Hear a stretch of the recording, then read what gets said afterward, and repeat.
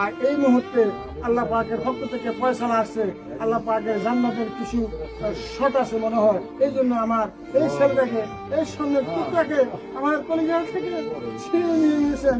তারপর আমি আলহামদুলিল্লাহ আল্লাহ যদি খুশি হয়ে থাকেন, আমার এখানে বলার কিছুই নেই। আমি খুশি আর বেজার যদি হই, এখানে কিছু আসে যায় না।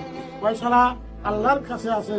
যেহেতু আল্লাহ পাক আহকামুল হাকিমিন, উনি একদিন বিচারের মালিক। আমাদের বিচার কার কাছে দেব? কে করবে বিচার?